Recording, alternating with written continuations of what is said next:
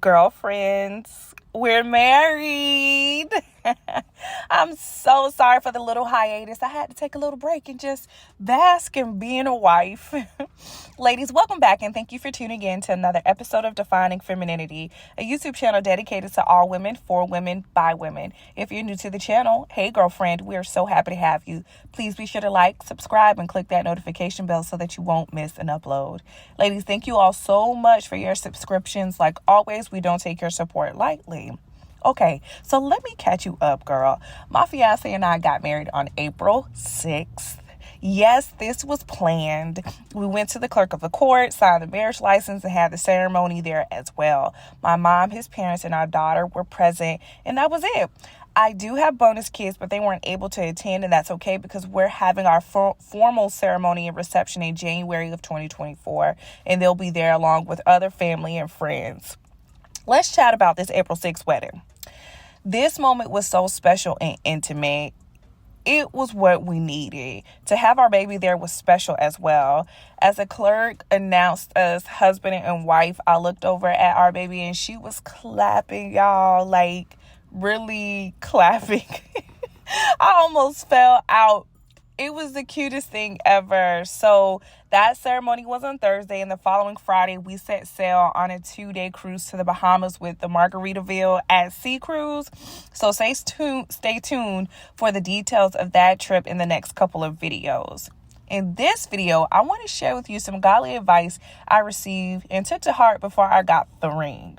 Disclaimer, please note that the ring, being called a wife, wasn't the overall goal. Obeying God, stepping into proper covenant, and covering ourselves and our daughter was the ultimate goal.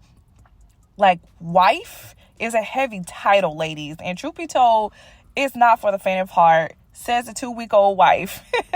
You really have to see yourself as a wife before it actually happens, though. Like, you really have to walk the walk, talk the talk, and be a wife long before it actually happens. To share some of my journey after our daughter was born, she's now 4. I only dated one other guy, and I had been stopped. I had been stopped in my Angela White voice, sleeping with my child's father. The guy I dated in the interim didn't last past 3 months, and my daughter was 2. I just wasn't really ready to date. I also realized that I didn't want to just date for fun, but that I wanted to be a wife. So girl, let me tell you about this amazing conversation that changed my life that I had with my cousin's mom, who was at one point in her life a single mom who married while her child was young. Like, our conversation really blessed me. She gave me points like 1, 2, 3, 1A, 2A, 3A on how to prepare to be a wife. In her words, she didn't have anything for me if I just wanted to date. So with the same type of energy she gave me, I'm giving you, ladies. This chat is for my single girls and those who are mamas that want to be wives. Take heed to this advice. Note, some of this will be for you and some of it won't.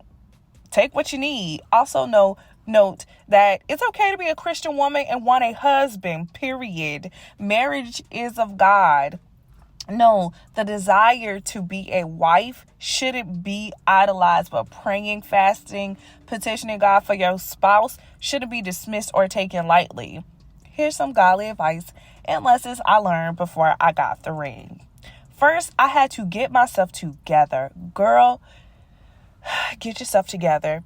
Get your ego in check, and please understand that marriage isn't about you. It's about God. If God allows you this opportunity or has allowed you this opportunity and you're a true believer, then know that he has something that he needs for you both, like both you and your husband to accomplish together on earth. God will reveal it to you both, but definitely take the selfish you out of the union and incorporate the together we. In the same breath, I'm going to add that understanding your purpose in your singlehood first is so important. Being married doesn't all of a sudden give you purpose. It adds to your purpose. But before that, know who you are, know who God calls you to be, or have an inkling or something.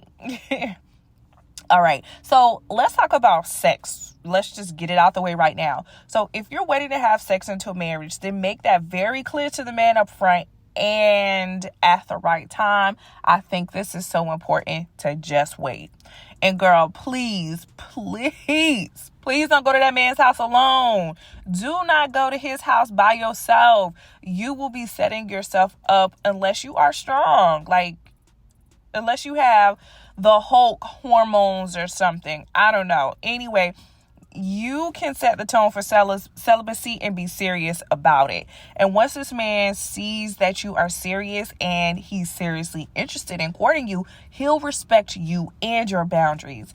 I think sometimes women, we like to control our relationship too much under the guise of, I'm just letting him know what I want up front.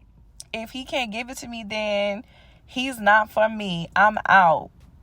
Sis, we have to relax. We really do. It's better to show than to tell, and to do so graciously. Like, for example, you just met a guy and he asked you to come over to his house for brunch. And here you go. No, I can't come to your house. I'm celibate. I'm waiting to sleep with my husband.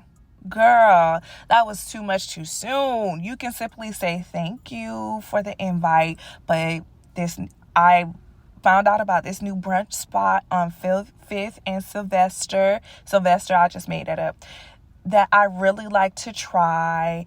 And I also think it's a good idea to keep our homes and intimate spaces just that until we get to know each other a little bit better. See, now, something like that would suffice in that type of conversation. You didn't give him too much, and you also let him know that you won't be coming over. And until next time, do your best, because you are capable of being the best. And that's the expectation that you should have of yourself as we are on our journey of defining femininity.